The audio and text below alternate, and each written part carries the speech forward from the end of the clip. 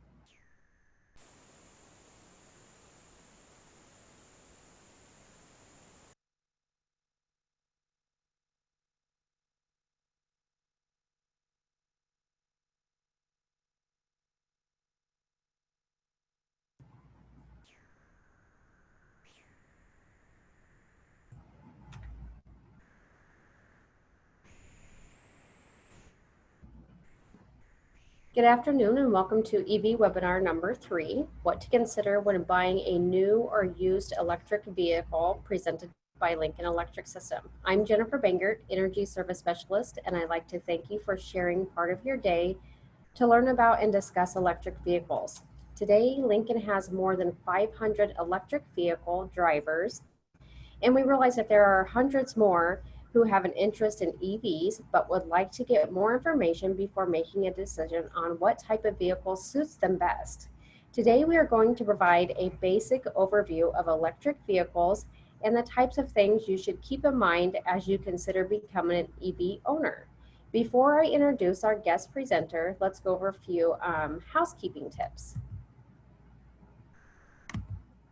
So first of all of you are in listen and view mode only. So if you do have any questions, and we hope you do, and we encourage them, please use the Q&A box that is in the taskbar. If you hover over in the Zoom area, there's a couple different buttons there, but it is the Q&A box. And this webinar is recorded, so if you do want to go back and look at it again or share with a friend, you can go to les.com and see that recording. This is what the Q&A box does look like. So as indicated on the screen, you will go ahead and insert your question and then hit send, and it will be sent to us. All right, now we have a couple polling questions that we are going to have. So the first poll question, how familiar are you with electric vehicles? Sorry about that. How familiar are you with electric vehicles? Very familiar, somewhat familiar, or not familiar at all?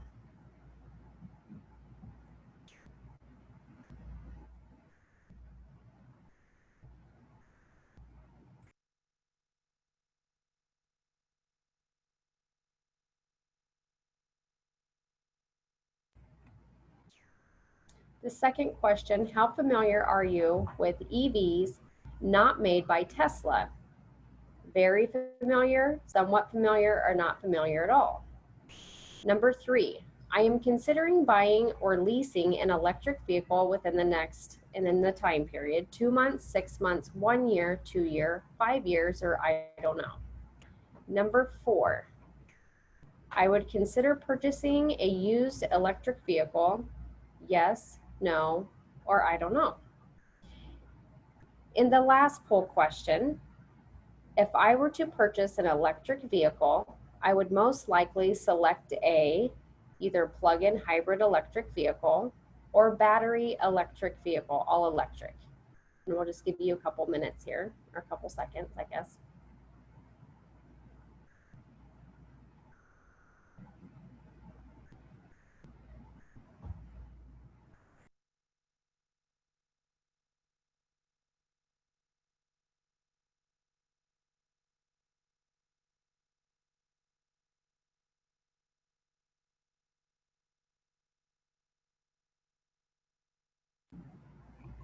And y'all. All right, now we're going to share the results. All right, so it looks like people are somewhat familiar with electric vehicles. That's good. And then as far as other electric vehicles other than Teslas, people are fairly familiar. It looks like people are kind of on the edge of deciding if they're going to purchase or lease an electric vehicle. And as far as used vehicles go, it looks like people are fairly in favor of purchasing used electric vehicles. And then as far as purchasing between a hybrid electric or an all electric, it looks like people are considering more on the side of all electric.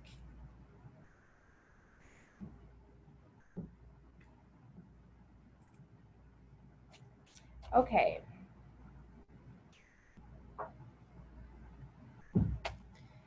So, moving on, I would like to now introduce our speaker for today. It's Rob Shuroff. He is a senior technical leader in EPRI. As a member of the electric transportation team at EPRI, Rob leads research in the areas of electric vehicle cells patterns, future EV cells, vehicle performance analysis, and the impacts of electric vehicles on the power grid. He has been involved with electric and electrified vehicles during most of his career to date. He has worked on over 10 EV prototypes, including cars, SUVs, trucks, and buses, as well as hybrid electric army tanks, Rob, if you would like to go ahead and take over the screen, you can share your presentation. Great, thank you, Jennifer, for that great introduction. Let me bring up my slides here.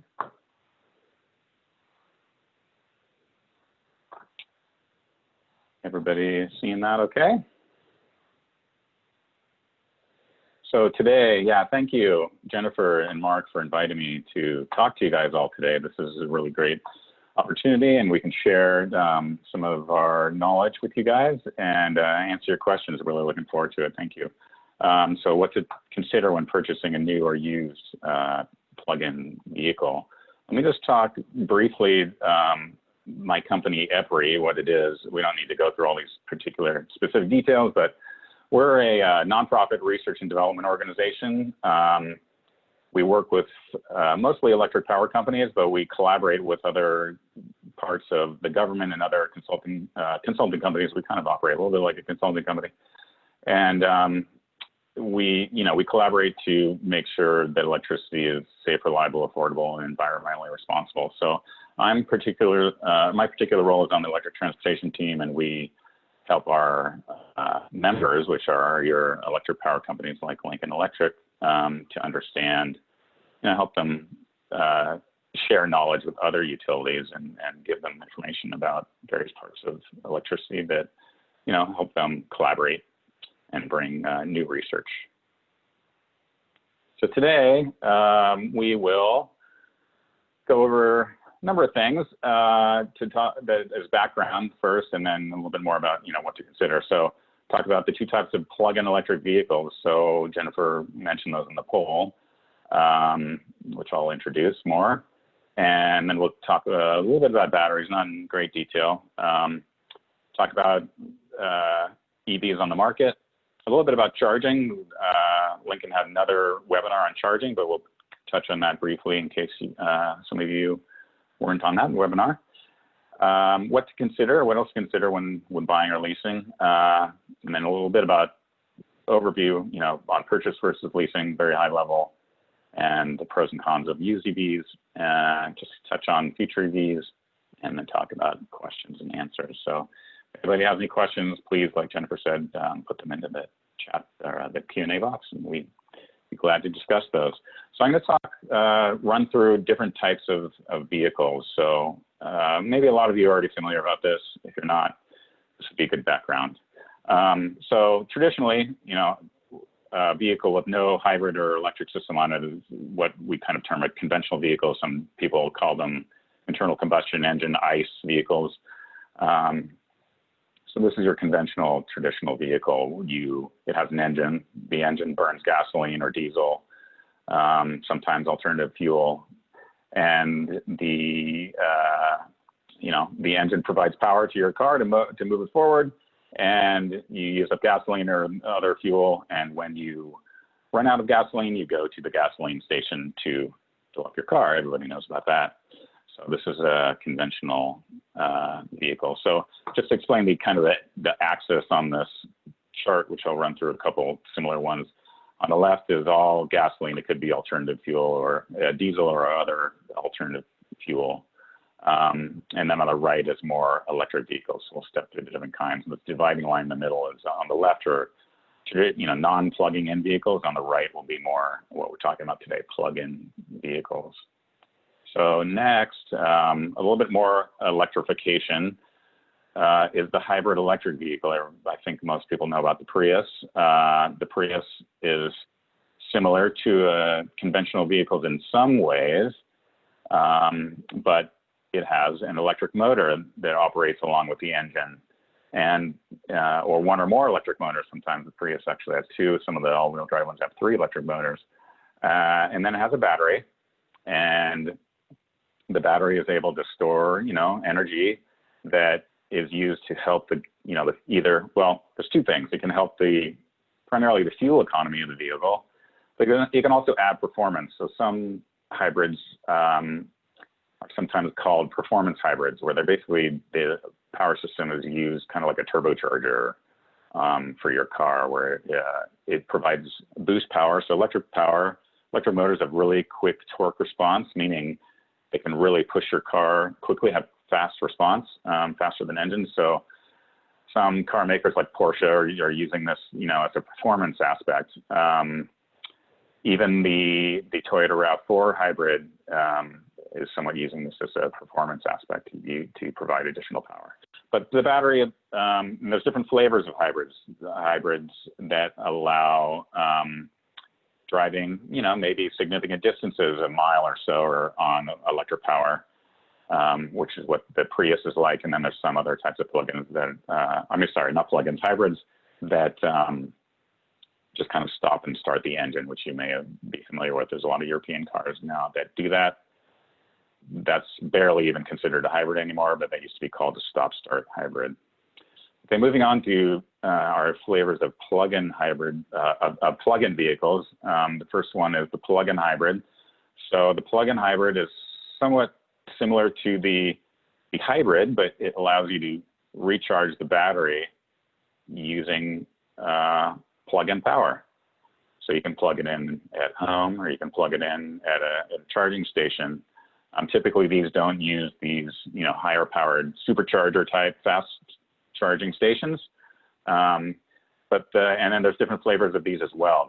There's kind of the lighter plug-in hybrids, which maybe give you 10 or 20 miles. And then there's the more significant, what we call stronger plug-in hybrids, that have larger batteries, more power, and they basically allow the car to drive with its full capability on electricity alone. That would be like the Chevrolet Volt, which has been discontinued, but there may be other Chevy options in the future. And for example, the Honda Clarity. And then the Prius Prime also has pretty good capability on electric, and as well as some of the performance like this Porsches that have good capability on electric power. So the point here is, batteries we'll talk about battery costs. Batteries used to be very expensive. They've come down a lot in cost. This is a way to reduce the cost of the vehicle overall. The battery costs less, and it also provides more flexibility. We'll talk a little bit about this more. This provides flexibility for someone that might have only one car, or they don't want to really concern themselves too much with charging outside of their home. So I have one of these. I have a Chevrolet Volt with the V Volt, and my driving is I think I have the stats. It's like 87% of my miles are on electric power. So I'm charging at home. When I was going into the office, I was charging at work, and I could charge it occasionally at other locations when it was convenient. And some people really strive to go put all their miles on electricity. So that idea is here, the gasoline, again, there's different flavors. The ones with higher electric power, you can use it basically electricity in almost all your mileage, almost all your days, just some of these long trips. Then you have this gasoline as a backup. So that's the idea behind plug-in hybrids. Mainly charge it at home and charge it at other locations as you see fit. So the battery electric vehicle is all electric. It has a battery, it has an electric motor, has no gasoline, no engine. It's purely a plug-in vehicle, and you recharge it at home and at other locations where charging is available. And this provides no no gasoline or diesel fuel in your vehicle. And that's the all-electric vehicle or the battery electric vehicle. So these two things, technologies, these plug-in technologies together, some people we used to call them PEV, plug-in electric vehicles. Mostly people are calling them electric vehicles. So electric vehicles, when we talk about electric vehicles or plug-in electric vehicles, it means either these types of plug-in capable vehicles, the plug-in hybrid, or the battery electric vehicle. All right, so hopefully that gives you a good background on different types of powertrain technologies. We'll talk a little bit about batteries real quick. So you may be familiar with the battery in your car is lead acid. So okay, quickly, this is a kind of a technical chart in the way it's showing numbers. The axis on the vertical axis is specific energy, which means watt hours per kilogram. What that means is how much energy. Like think of your gas tank, like how big your gas tank is compared to what the weight of that gas tank is. So if you can put more energy in your storage on the vehicle with less weight, that's obviously a good thing. So back in the 90s, when the GM Impact and the EV1 and prototype cars came out, some of them used lead acid batteries, and lead acid batteries is the traditional battery that's used in everybody's car. Even the plug-in cars have a small lead acid battery that runs the car, as to just basically get it started, and as kind of long-term storage power on the car. This is the battery that keeps your car awake, when you're at the airport or something for a couple weeks at a time. And on a traditional car, it powers, the radio and the electronics in the car. So some prototype electric vehicles or not for prototype, there were vehicles out in the 90s, the EV1 and some other Honda electric vehicles, Nissan, and those used, a couple of them actually, the EV1, there was a version that used lead acid, and then the other ones used nickel metal hydride batteries, which is the NiMH. So the NiMH is nickel metal hydride. This was used on laptops and cell phones back in the early 90s. And you might be familiar with this NICD of NiCad. Those were the older rechargeable batteries that had the memory effects, if you remember that. So today, all EVs are now using lithium-ion batteries. And there's different technologies of lithium-ion. We won't go into these, but these are different chemistries different flavors, if you will, of lithium-ion batteries. And the advantage of lithium-ion batteries, as you can see, the higher number, the higher bars in the chart mean that they can store more energy for the same amount of weight, and it's also the same amount of volume, meaning the amount of space that the battery takes up. So there's different kinds of these. The ones further on the left are the kind of really long life, highly kind of more indestructible type lithium-ion batteries that are used in like power tools, where they can really be driven hard all the time, long cycle life. They're really less susceptible to problems with like temperature, hot, cold, things like that. So that's the type of lithium-ion battery more on the left. I think some cell phones use some of those.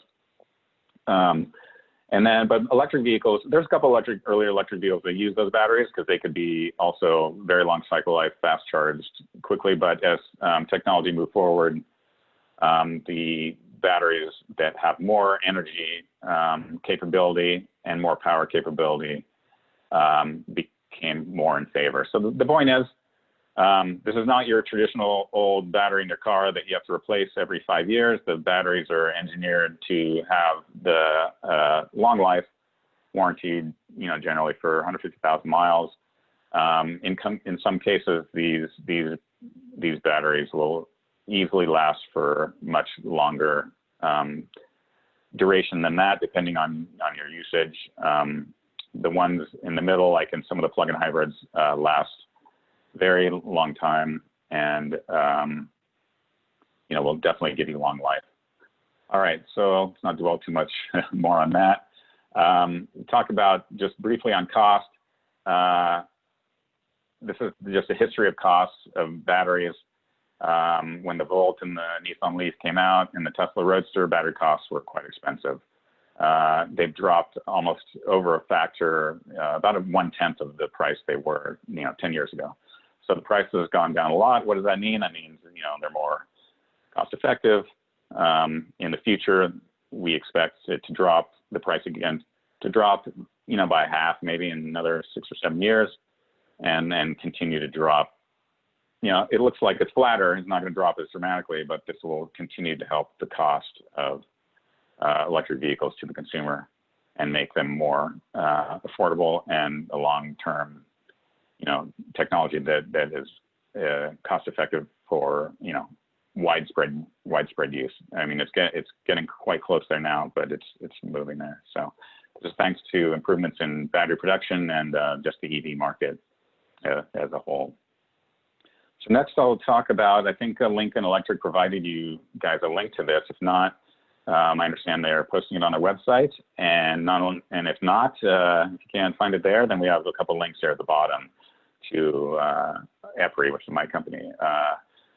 This is a publication we produce that is in, traditionally it was paper brochure format, so it's a PDF file. We're working on, and you can just download it and view it yourself. Another document. We're also working on a mobile version and like an online just website version. So they're available for download. There's a Spanish version as well, and I encourage you all to take a look at this resource. So we're going to step through. It's basically kind of what we're talking about today. It's a consumer guide to electric vehicles in terms of what the options are. Here, I'll give you an example, a couple of charts from it. There's a lot on the screen here, but basically, it's not really about the history and the future, which is on the left. It's more about what's out currently. But this chart that is the biggest, just as an example of kind of gives you a flavor of what's going on, what has gone on historically with electric vehicles and what's happening in the future. Historically, there were compact vehicles like the Nissan Leaf and things like that. There were even smaller ones, and sedans. And now, the general overall vehicle market has moved more towards SUVs. It kind of has been for a while. Been doing this for years, actually. SUVs and these crossovers. Crossover is like a small SUV or large station wagon.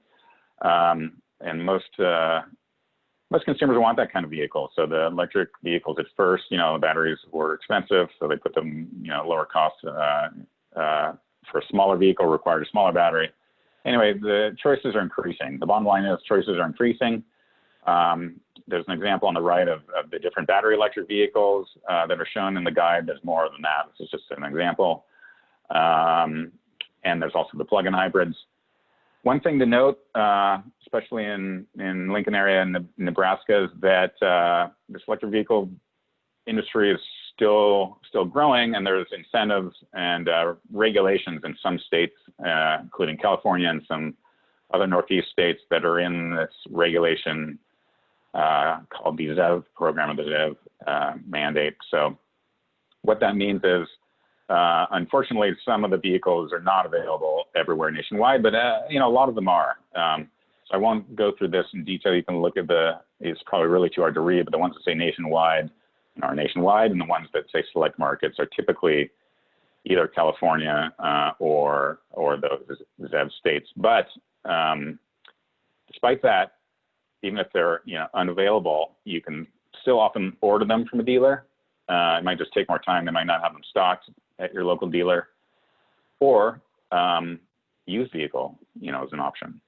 So it's good to just to know, like, if you hear about some electric vehicle and you go to a dealer and they don't know anything about it, they don't want it, they don't want to stock it, you may have to do a little research on your own if you're interested in it, or learn from somebody like these resources, and then ask them to order it if you make that decision. So let's talk a little bit about pricing, range, and charging. This is just to show you an example of what's in the consumer guide. Here's an example of a battery electric vehicle on the left, the Chevy Bolt, and then a plug-in hybrid on the right, a minivan, the Pacifica hybrid, which is called a hybrid. Some of these car makers like to not say that these are plug-in vehicles. So they call it a hybrid, but it's actually a plug-in hybrid. I think they want to do that to kind of let the general public know that this is just kind of a normal vehicle. It's not anything, crazy that you have to,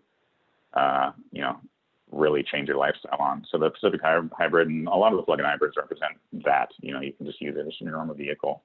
So these are examples, like I mentioned, of a couple of options. The consumer guide has this for, 30 or 40 vehicles, and has it in table form for all the vehicles available, and you can see kind of the differences.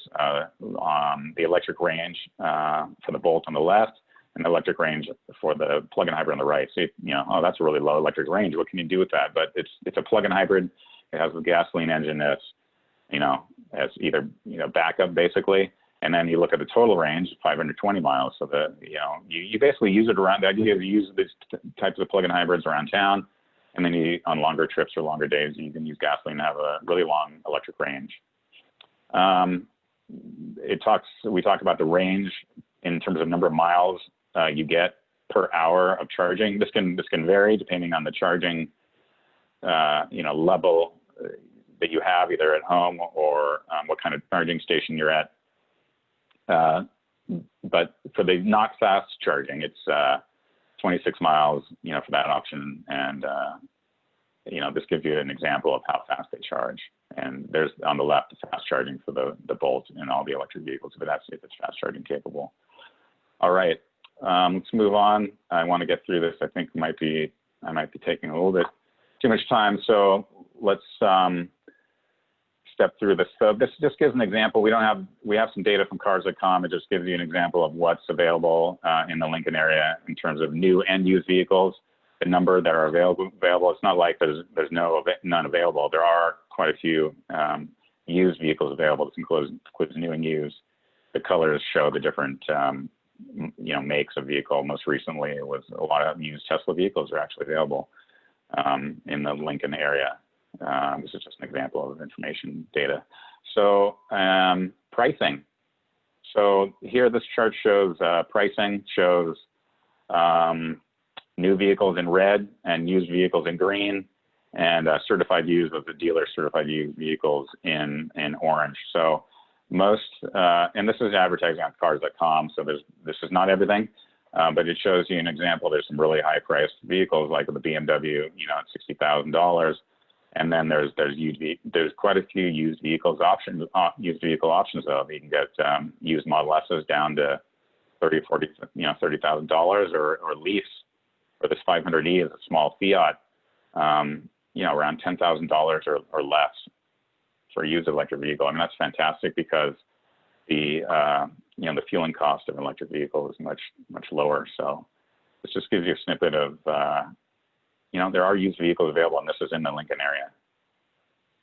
Let's talk quickly about charging. Charging your electric vehicle. This pyramid represents like all of your driving and all of where you'd be charging. This is not something like you have to analyze or think about. This is more, well, you might if you're you know, want to take your electric vehicle on trips and that's your only option. But it's just kind of a representation of typical driving patterns for most people and where they would be charging the electric vehicles. And this is based on originally simulation we did at EPRI, and then, you know, now based on data collection on where people actually charge and drive. So Lincoln let me know that most of your drivers in the Lincoln area drive 20 to 25 miles a day on average in their electric vehicle. So the traditional vehicle might be a little bit higher than that, but that's fine. That's well within the range. So what the point is, most of your charging, because you're at home, where's your car parked? It's parked at home often, especially these days if you're not working in an office or at work, at your office location or your work location or your school or whatnot. But you're sleeping at home, and sleeping is a really great time to charge your car, just like you charge your phone. If you have a cell phone, most people have smartphones. You just plug it in at night, let it charge itself, and it's really no big deal. So you know, if you're going on long trips in a battery electric vehicle, you might search out public charging, but that's only going to be a very small portion of your driving for most people. 5%. And plug-in hybrids, you know, don't need to worry about that public charging. They just can use the gasoline engine. So hope that kind of makes it a little bit, if some people are worried about, oh, they have to worry about finding charging stations all the time. Generally, most of your charging is not done outside, it's done at home. If you're in a, you know, apartment or multi-unit building, then, you know, that it depends on what's available to you in your building. So I'm just going to show briefly this resource plug share. It shows a map of where the charging stations are.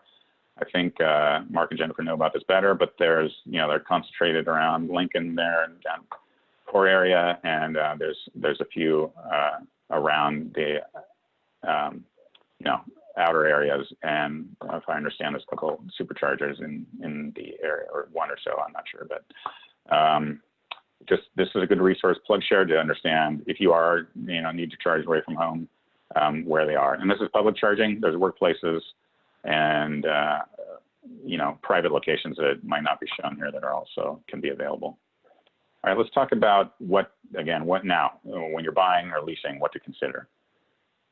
So driving needs, let's just look at the big bullets. Driving needs and lifestyle, costs and benefits, and then environmental benefits. It's a benefit, but some people, you know, it just depends on whether that's a core value to you or not.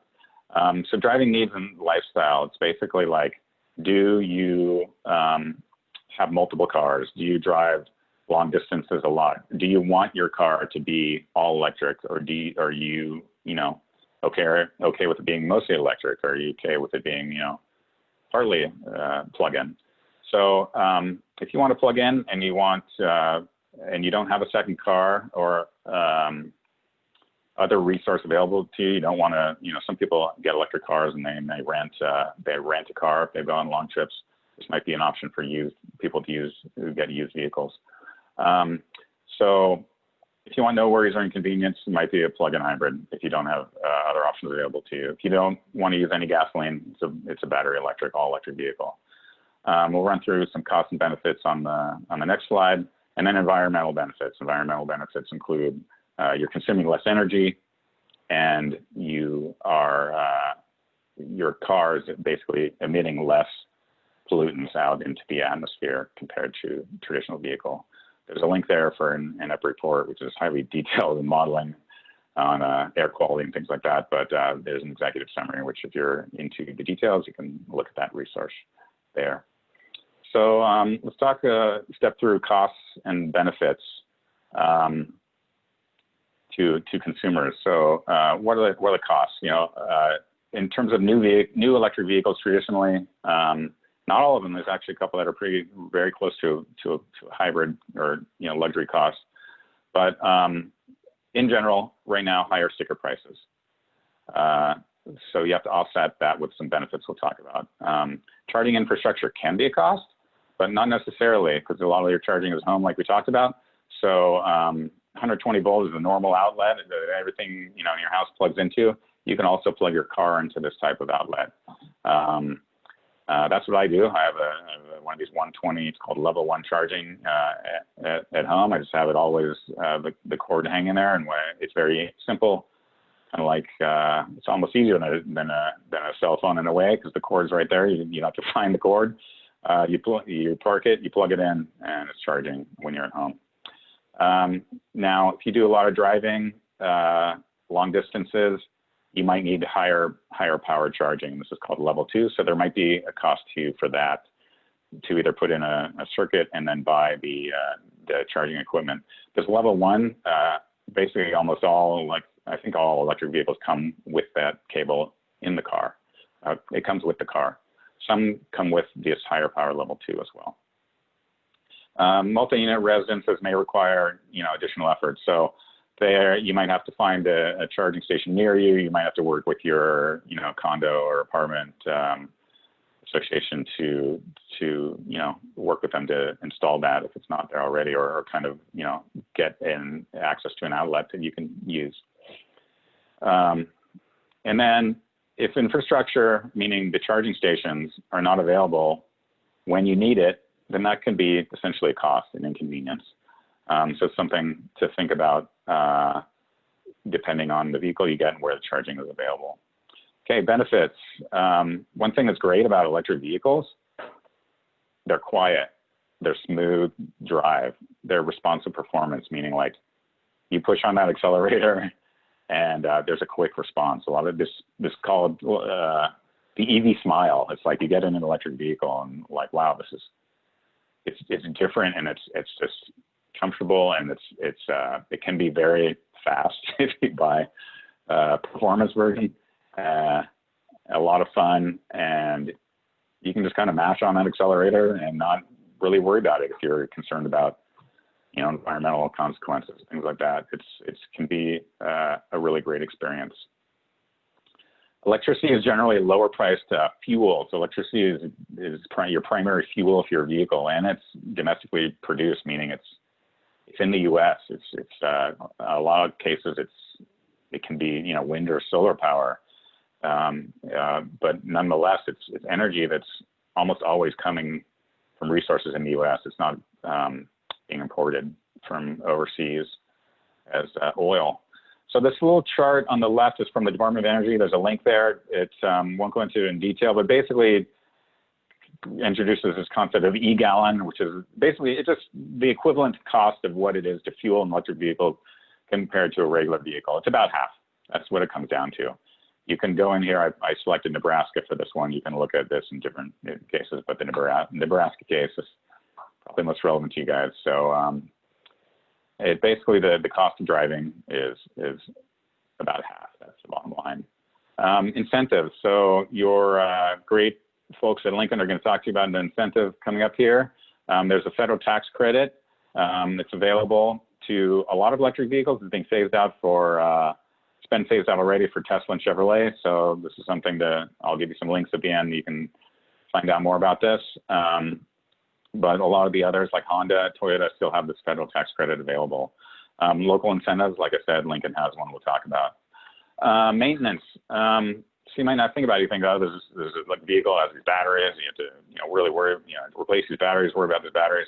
Turns out this was kind of theoretical early on, but the maintenance costs turn out to be, the word is still out. I think a lot of cases, but like for fleets there's a link down there at the bottom for New York City. They found electric vehicles have far lower maintenance, fewer, or if you're battery electric, you have no oil change. There's less brake wear. If you don't know, electric vehicles use this thing called regenerative braking, where you press on the brake, the motor in the car actually is acting like a brake, and it's absorbing energy from the motion of your car, and it's putting that back into the battery. That's how the Prius works without plugging in. It's basically recharging the battery by that regenerative braking. But in electric vehicles, this is used as well. And what the outcome is, you have very little brake wear. There's been cars that have gone up 158,000 or more, basically the whole lifetime of the car without a brake change. Electric drive trains are often more reliable. There's much fewer, many fewer parts in them. There's a lot of battery, but this is engineered these days in a way that it's handled well in the electric drivetrains. Which means the motor and the battery is highly reliable. And then another benefit is home charging convenience. Maybe some people realize they don't like going to the gas station. You have to go there, you have to use petroleum, gasoline, and keep worrying about this if you run out of gas. With an electric car, it's like your phone. Sometimes you have to worry about charging your phone, but if you have a charging station at home, you just bring your car there, you plug it in. It's always ready. So me, honestly, I go to the gas station. I don't really track it, but I really fill up the tank in the Chevrolet Volt a couple times a year. I try to keep a little bit of gasoline in there at lower levels. Really, I go there not very often. So it's really kind of a nice thing you don't have to worry about. And then there's the environmental benefits we talked about, touched on briefly at the last chart. All right, purchase versus leasing. A lot of you may know this, but if not, it's pretty obvious. If you purchase, if you buy the car, you probably will do some financing. But once it's paid off, you own the car. And leasing is more like a rent. It's more like you're renting the car. You have to put a down payment up front. But leasing can be actually, with electric vehicles, can actually be a really good deal. It's a good monthly payment if you kind of take these incentives that are available, and it drops your lease payment. So sometimes the dealers will take this federal tax credit and they'll put it into the lease. So instead of being a tax credit that basically applies the whole life of the car, it's basically being given to you in a way, or allowed to you during that lease period. So it really drops the lease price a lot. And then leasing also, I don't know much about this, but it has tax benefits for businesses, and you have the option to purchase. Pros and cons of used. There were quite a few people on the poll that were interested in used electric vehicles. I mean, I showed you some of the prices of Lease that are available, and or that Fiat. It can be obviously significant savings versus new. Like I mentioned, EVs are generally highly reliable, at least in the powertrain part, and depends on the specific car and whatnot, but you can find information on this. And then in case of Tesla vehicles, they can actually gain capability over time. There's more car companies that are doing this, but Teslas basically a lot of cars are connected to the internet these days, but Teslas, they kind of actually add features to the car, kind of like an update on your phone.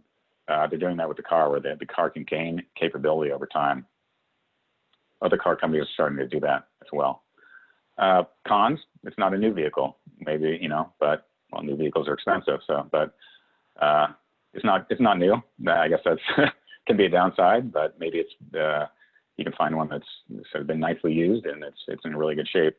Tax credit is not available. So one of the reasons the used cars prices of EVs are quite a bit lower is because the original owner or lessee took, or the leasing company took that tax credit. So that's not available to you, but in a used vehicle. There's some other states actually do have some rebates, like Oregon, for used vehicles, which is pretty generous, but some of the rebates and tax credits are not available. Other con, EV technology is changing rapidly. If you want the latest technology, that's something to consider. possible degradation, battery degradation on certain models. So this is, I don't want to scare anyone away here. This is quite rare, but if a certain vehicle has been used where it's being, you know, fast charged all the time and not taken good care of in like really hot weather, there's a couple cases where you can read more about this. It's possible that this is quite very rare. All right, I just want to wrap up with a couple extra resources here that you can go to. Plugstar is a website that has all kinds of information. You know, there's our consumer guide, which you have. There's Go Electric Drive is another good website. These are nonprofit organizations. And then fueleconomy.gov is the U.S. government that has information on fuel economy and also talks about plug-in vehicles. These Advanced Fuel Data Center is part of the U.S. Department of Energy, which is U.S. government.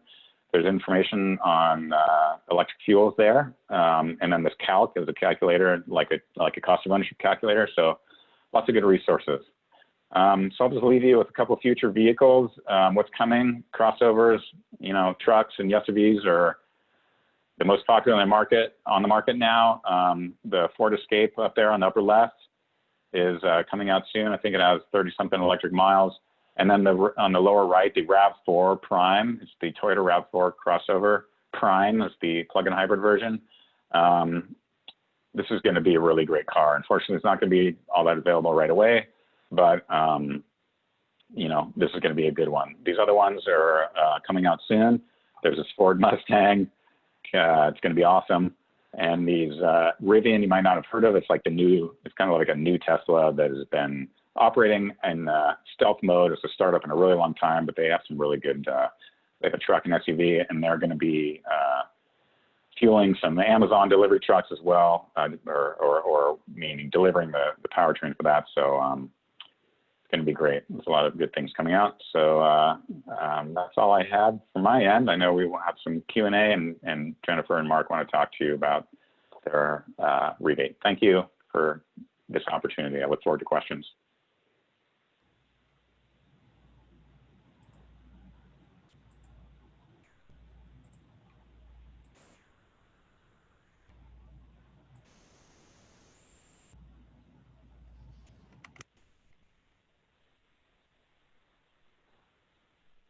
So before we move on to questions and answers, I would like to mention the EV rebates that LAS will be offering starting September 1st. But again, that's not until September 1st. LAS received a very generous $120,000 grant from the Nebraska Environmental Trust, which will allow LAS to offer EV rebates to our residential customers. There will be 2 rebates that LAS will be offering. The first one is a $4,500 rebate for first-time purchase or lease of a new all-electric vehicle on or after September 1st. The second is a $1,500 rebate for the first-time purchase of a lease of a new plug-in hybrid electric vehicle or a lease that is on or after September 1st. So there are a couple requirements. You do have to be an LES residential customer. So that's residential only, and 1 rebate per household. If you do a lease, it must be at least 3 years, and if it is an all-electric vehicle, there is a connected charger that would be required so that LES can gather some of the information once you do purchase that vehicle. So we will go to Q&A.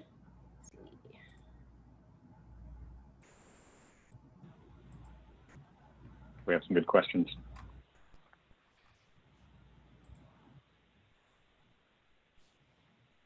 First question here. My understanding is the majority of LES's power is generated through burning coal.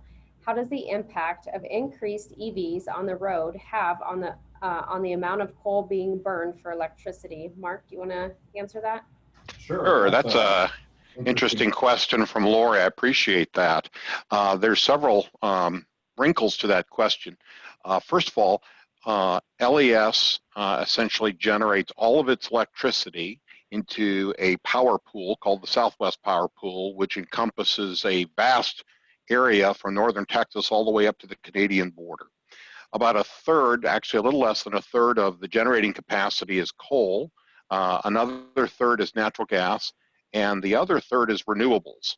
So at any given time, the amount of coal that's being generated is really dictated by the market. And so it's not necessarily true that a vast majority of LES's generation is actually coming from coal. And again, the generation that we own and operate is all going into a power pool, and we're purchasing everything out of that power pool to serve the needs of our customers. The interesting thing about electric vehicles, though, is that most of the charging activity takes place overnight, and that's typically the peak generation for wind.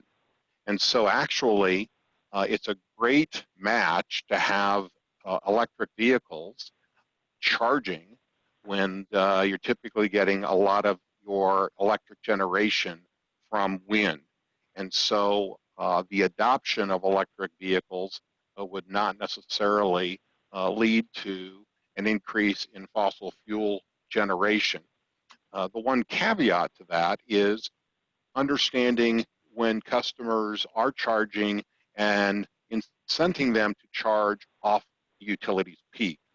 So it's during those overnight hours when there isn't a lot of demand for electric energy that you would get during the daytime.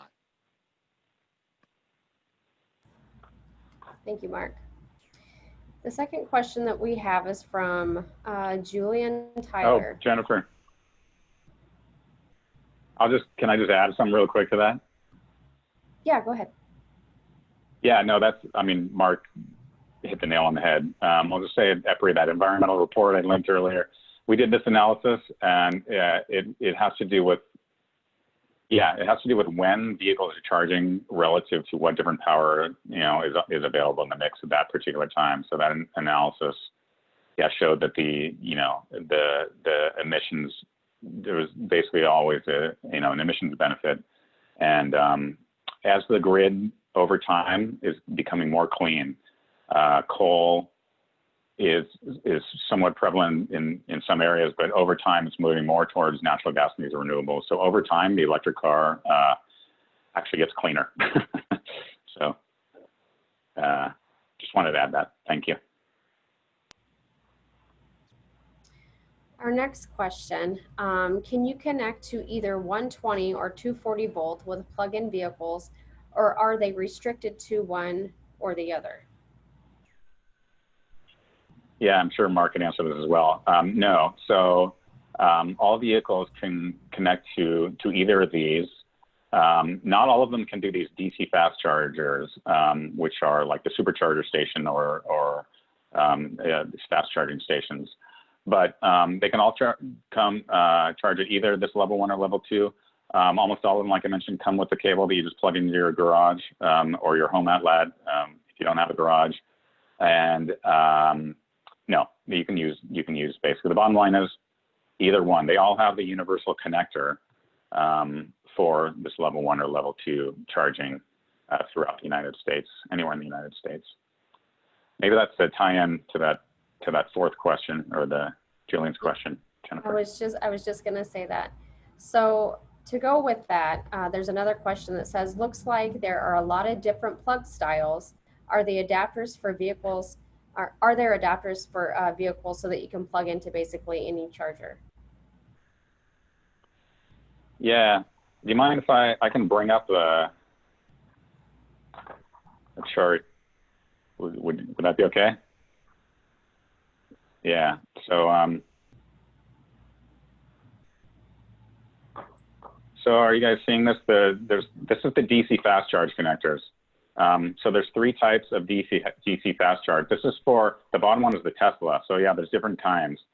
There's a Tesla, there's a thing in the middle called CHAdeMO, which was only used on the Nissan Leaf and one Mitsubishi vehicle, but Nissan just announced they're actually going away from that. But the used ones, if you want to charge a used Nissan Leaf, you'll use this CHAdeMO. All the rest of the cars, except for Teslas or the Nissan Leaf, and this old iNEV, there's 1 or 2 other ones. All of them are using this SE combo at the top for the fast charging. And then you see the top part, that circle part on the combo connector. That's the universal connector that all vehicles have, except for Teslas. So the Nissan Leaf and every non-Tesla has that top portion, which is the level 1 or level 2 connector. So there is an adapter where the Tesla can charge at these other stations. And the Tesla can actually charge at the CHAdeMO stations with an adapter, but there's no adapter that allows all these other vehicles to charge it at a Tesla station, if that's what you're talking about. This really only applies to fast charging for specific vehicles. In terms of different plug styles at the home charging, or this typical like workplace or maybe shopping center, not fast charging, it's all going to be at this, it's called the J1772. It's a SAE standard, which is, it's a standard connector. So in almost no cases will you need an adapter. Tesla cars come with an adapter that allows them to charge at these common, connectors at other sites if you need to do that. Hope that helped.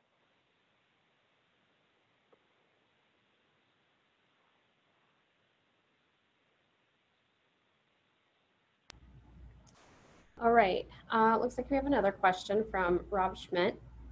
What are the do's and don'ts for maintaining good battery health to minimize battery degradation? Yeah, so really, in almost all cases, you don't have to do anything. The vehicle has, unlike your phone, which has, there's a battery, a really small battery, a flat battery in there, or, your car battery in a traditional car, these battery systems are well managed. And I mean, your phone is well managed to some extent. It's not going to overheat. But the batteries have a thermal system where the thermal, the hot or the cold is controlled very well, especially on the Tesla and the Chevrolet vehicles. I mean, I don't want to say anything negative about any vehicle, but the Nissan Leaf went with, the older ones went with a little bit kind of like aggressive approach to their engineering, where they didn't have a lot of thermal control on the batteries. So what that means is if you finding a used vehicle from Arizona and it's a Nissan Leaf and it's been fast charged a lot, you might want to do a little bit more research on that. But other than that, Teslas, all the Chevys, extremely well engineered. The Chevrolets are maybe over engineered in an extent with a battery. They're going to have no problem. So if you have a Tesla and you're driving it as an Uber or Lyft, and you're fast charging it every single day, then that might have an effect over time. But the bottom line is the cars are engineered to basically take care of this problem. In almost all cases, the Nissan Leaf, I think, is one exception. And that's just kind of an extreme case in like very hot weather with a lot of fast charging. So I hope that helps. We have an additional question. It seems like a vehicle will charge to 80% quite quickly. Can you charge to 80% multiple times and keep on driving on a long trip, or do you need to fully charge each time? No, absolutely.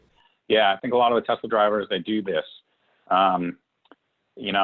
It's actually even the first part of the charge is even faster than the whole 80%. So yeah, you can charge it up to 80% all the time. A lot of drivers, I think, even just leave their car at 80%. They just don't charge it. They just don't even charge it any higher, except maybe when they're at home. So absolutely, yeah, you can go on a trip. You can charge it up to that point. When this is to happen, if some of you don't know about this, once the car gets closer to full charge, the charge rate, meaning the amount of power going to the car, the speed of that charging, you're not getting as much extra miles for every minute of charging. So, the charging slows down at the end, but you don't have to charge to 100%, no.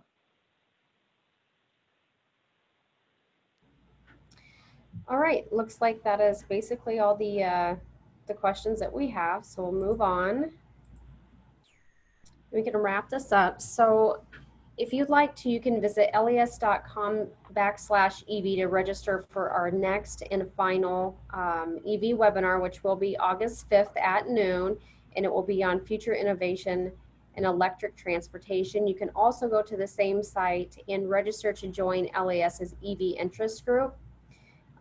Following this webinar, you will receive a short survey. If you would please take a few minutes to fill that survey out so we know what you found valuable and how we can improve on future webinars, that would be great.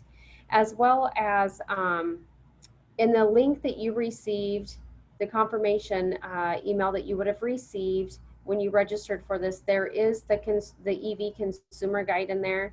And also in the email that will follow this, probably tomorrow, you will also have a link to that same guide. Mark, did you have anything in addition to follow up on? Looks like all is well. All right, thank you all for joining today. Thank you all. Thanks for having me.